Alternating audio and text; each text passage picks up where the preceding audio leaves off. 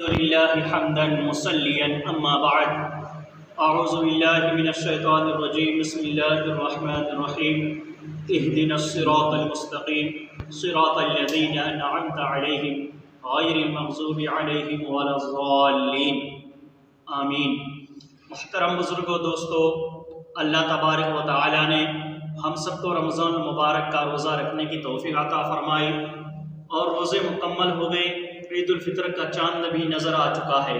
इंशाअल्लाह कल हम लोग ईद उल फितर की नमाज अदा करेंगे ईदगाह पर, कहीं पर मस्जिदों में होगी। इंसान अपने अपने सहूलियात के हिसाब से ईद उल फितर की नमाज अदा करेंगे अपने अपने मकाम पर अलग अलग टाइम में। तो ईद उल फितर की नमाज का जो तरीक़ा होता है, हमारे यहाँ बहुत सारे नौजवानों को, बच्चों को और बहुत सारे बड़े आदमियों को भी मालूम नहीं होता है, उसका जानना बहुत ज़रूरी है। ईद उल फितर की नमाज के लिए हमें सबसे पहले ईद उल फितर की नीयत करनी है, यानी नमाज की नीयत करनी है। नीयत कैसे करना है? नीयत इस तरह करें कि मैं नीयत करता हूँ नमाज से ईद उल फितर की वाजिब 2 रकात वाजिब 6 ज़ायद तकबीरात के साथ इस इमाम के पीछे मुँह मेरा काबा शरीफ की तरफ अल्लाहु अकबर।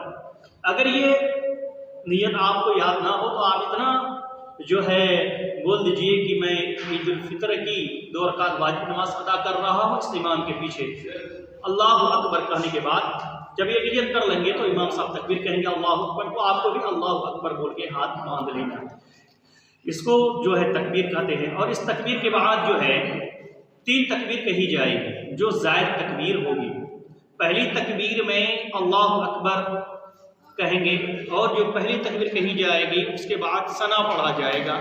सना पढ़ने के बाद जो है 3 तकबीर कही जाएगी। फर्स्ट तकबीर में अल्लाहु अकबर कह के हाथ को छोड़ देना है। दूसरी तकबीर में भी अल्लाहु अकबर कह करके यानी हाथ उठा करके हाथ को सीधा छोड़ देना, बांधना नहीं है। फिर तीसरी तकबीर जब कही जाएगी तो अल्लाहु अकबर कह करके तीसरी तकबीर के बाद हाथ बांध लेना है। फिर इमाम साहब जो है सूरह फातिहा पढ़ेंगे यानी अल्हम्दु शरीफ, उसके बाद दूसरी सूरत मिलाएंगे।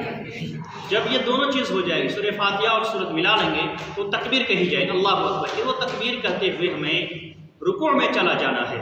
तो रुकू के बाद फिर तकबीर कही जाएगी समी अल्लाहु लिमन हमीदा, तो खड़े हो जाएंगे, फिर 2 सजदे करेंगे। इस तरीके से पहली रकात मुकम्मल हो जाएगी। पहली रकात मुकम्मल होने के बाद दूसरी रकात के लिए जब खड़े होंगे तो इमाम साहब पहले क़िराअत करेंगे, सूरह फातिहा पढ़ेंगे, फिर सूरत मिलाएंगे। फिर रुकू से पहले 3 ज़ायद तकबीर कही जाएगी। तो यहाँ पर भी पहले तकबीर के बाद हाथ को छोड़ देना है, दूसरी तकबीर के बाद अल्लाहु अकबर कह के हाथ छोड़ देना है, तीसरी तकबीर के बाद अल्लाहु अकबर कह के भी हाथ छोड़े देना है, हाथ बांधना नहीं है।